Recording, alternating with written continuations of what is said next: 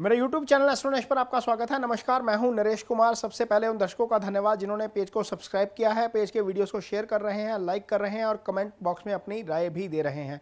बात करेंगे केतु के गोचर की। केतु का गोचर जो होने जा रहा है वो 30 अक्टूबर को होने जा रहा है।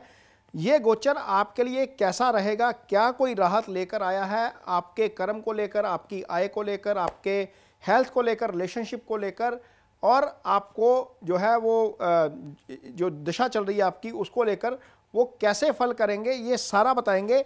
लेकिन ये समझिए कि ये कर्क राशि की कुंडली है और कर्क राशि की कुंडली के लिए ये 1 नवंबर को ग्रहों की स्थिति है।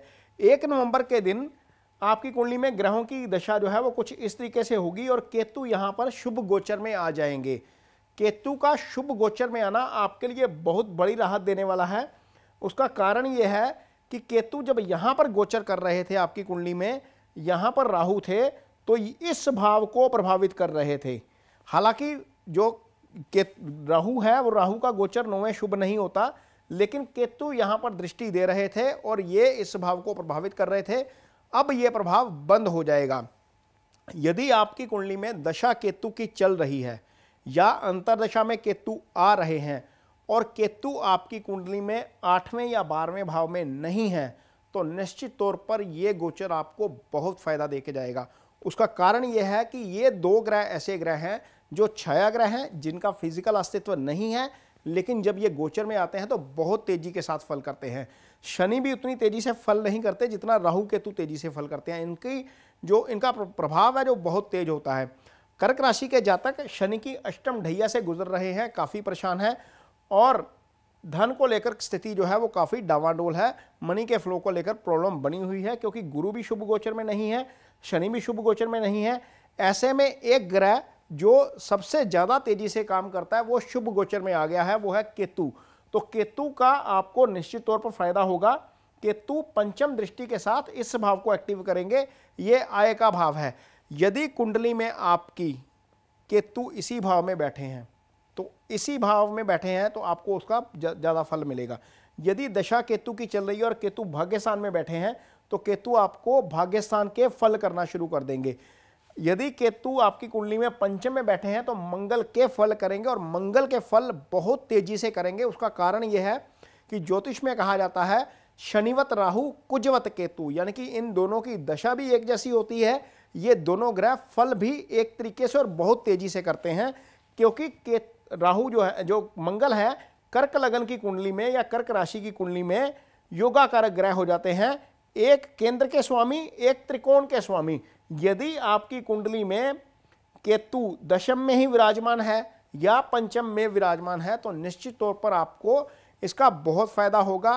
कर्म के लिहाज से, कारोबार के लिहाज से, आय के लिहाज से आपको बहुत फायदा होने जा रहा है। केतु यहां पर बैठेंगे तो सप्तम को एक्टिवेट करेंगे।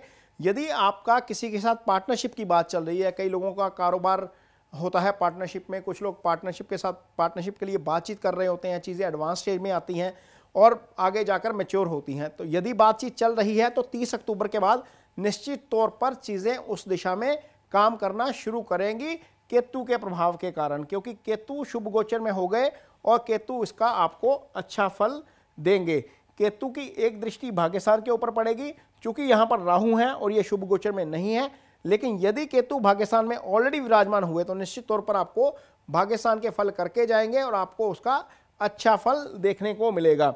ये भाव जो है वो शादी वाला भाव भी होता है, यहां से शादी भी देखी जाती है।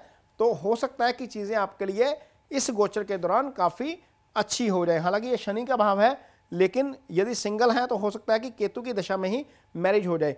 केतु संतान वृद्धि के, कुल वृद्धि के कारक हैं। तो जिन लोगों का फैमिली प्लानिंग का विचार चल रहा है, आगे जाकर संतान जो है वो चाहते हैं, वहां पर केतु आपके लिए अच्छा फल कर सकते हैं। खासतौर पर यदि केतु पंचम में ही विराजमान है आपकी कुंडली में तो आपको पंचम के अच्छे फल करेंगे। पंचम स्थान जो है वो आपकी कुंडली में इजी गेंस का भाव होता है। आपकी हायर एजुकेशन यहाँ से देखी जाती है, आपका स्टेट ऑफ माइंड यहाँ से देखा जाता है, निश्चल प्रेम यहीं से देखा जाता है और संतान, सुप्त भाव कहते हैं इसको, संतान भी यहीं से देखी जाती है।